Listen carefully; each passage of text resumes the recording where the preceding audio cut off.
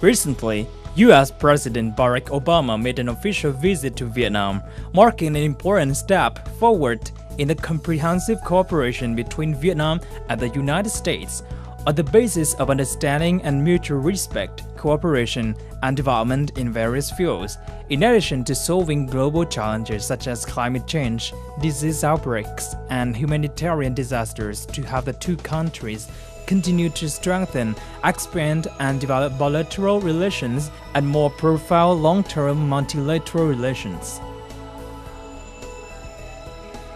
The guest on the show today is Mr. Joakim Parker, the director of the U.S. Agency for International Development, or USAID, in Vietnam. He began his tenure in Vietnam since September 2012 after several regional positions in Georgia, Peru, and Ukraine.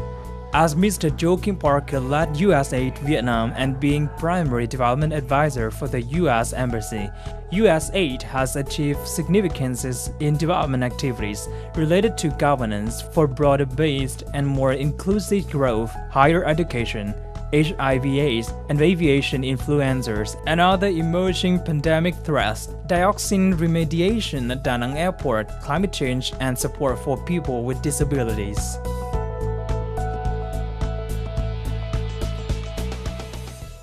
Ladies and gentlemen, welcome to Sharing Vietnam on VTC10 NetViet.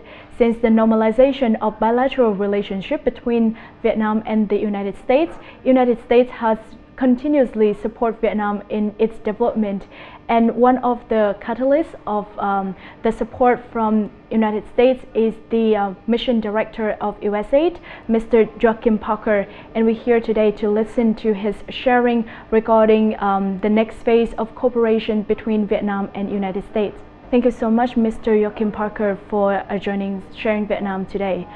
First of all, coming to the end of your term, could you share with us your personal experience living and working in Vietnam? Well, thank you for the really wonderful opportunity to talk to you about those things. I've been here 4 years with my family, wife and 2 boys, and have loved all of it. And it's been a special privilege to be here during such a period of historic milestones in the relationship between the two countries, not just the governments, between the peoples.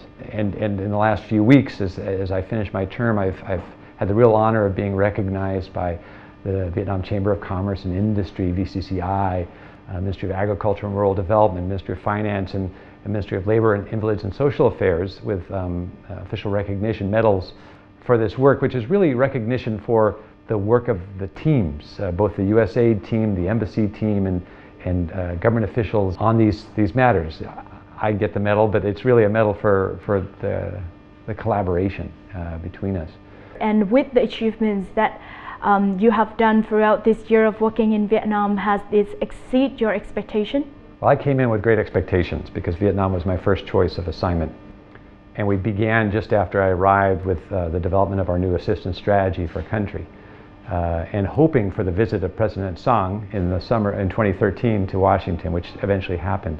So we had great expectations, but the fact is they've been exceeded. It's just developments in Vietnam that have made it possible for us to do more. I would say developments within the government of Vietnam that have created more openness to engaging with the private sector. Just the enthusiasm of Vietnamese to use the internet and travel and foreign study to increase the international connections. All that has made it much more likely that we could have development impact. In your opinion, what is the most memorable and highlighted development field that USAID has implemented in Vietnam? That's a difficult question because there are so many programs and activities and cooperation that they're very special to me. And of course, we're talking about 4 years. In the joint statement from President Obama's recent visit just weeks ago, there was a clear message that said that the two sides, the two governments, agreed that development cooperation continues to be a driving force in bilateral relations. One that's quite historic and celebrated its 10th anniversary recently was the Provincial Competitiveness Index, PCI, to improve economic governance at the provincial level, to improve investment and job opportunities for Vietnamese people. More broadly, it's been very exciting to support Vietnam's reform agenda. Vietnam has been very ambitious in recent years under the former Prime Minister, and I'm sure under the new one, to update laws and regulations and build capacity to sustain growth, particularly with TPP, the Trans-Pacific Partnership, will help Vietnam have a stronger foundation for real investment. One of the most famous and most important to building trust between the countries relates to the dioxin cleanup program. Earlier this year, just a month or so ago, the Ministry of National Defense, the Deputy Prime Minister Dam, and our ambassador were in Da Nang celebrating the successful cleanup of more than 45,000 metric tons of soil. They were able to pull their hands in the soil. Many have told us that this work has been one of the keys to the deepening of relations, particularly on security cooperation, and so USAID has been honored to have that role. With our support, we are very proud to see that Vietnam ratified the Convention on the Rights of Persons with Disabilities about 2 years ago. That was tremendous. Another big win for Vietnam on the human rights front. In recent years, more than 23,000 individual persons with disabilities with surgeries and support for vocation, and we're building up a new generation of leaders, often disabled themselves, of disabled persons organizations, to help work with government to serve persons with disabilities.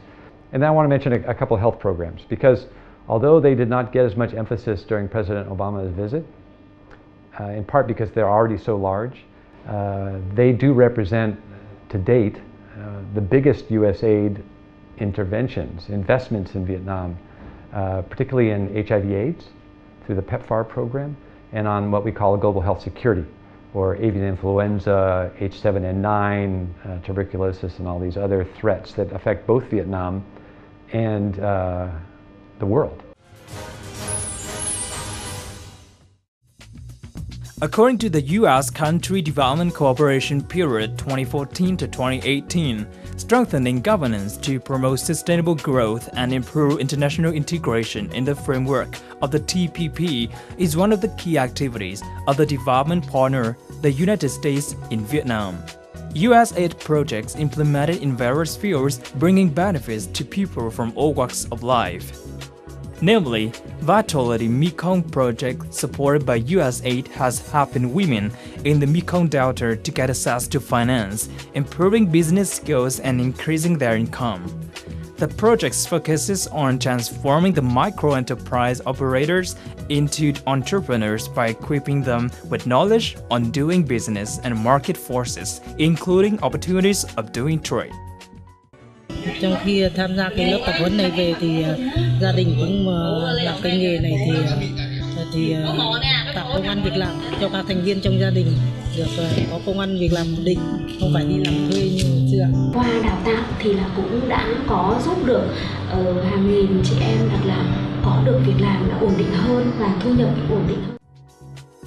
In addition, USAID is not only directed to the problems of each country, but also global issues, as Vietnam is one of the countries severely affected by climate change. Public-private partnership projects in disaster risk management has been implemented in key provinces such as Hải Phòng, Đà Nẵng, Huế, and Ho Chi Minh City. Một trong những cái bài học rất rõ ràng như các tỉnh miền Trung, nếu chúng ta bỏ ra một đồng phòng ngừa cho thiên tai, thì chúng ta có thể ngăn chặn được những cái sự thiệt hại có thể lên tới hàng nhiều lần, hàng chục lần, hàng trăm lần nếu như mà chúng ta không có những cái biện pháp ngăn ngừa như vậy. Vì vậy cho nên là cái việc mà nâng cao nhận thức và chuẩn bị những cái phương án để có thể ứng phó với thiên tai, phòng ngừa để cho thiên tai xảy ra để giảm rủi ro là một cái điều tôi nghĩ là cần thiết phải làm. Với các kiến thức cơ bản như này thì chúng tôi có sự chuẩn bị rất là chu đáo hơn. Thì mọi thiệt hại về các cái nguyên vật liệu cũng như con người đều được, tôi thiết nghĩ rằng sẽ được hạn chế.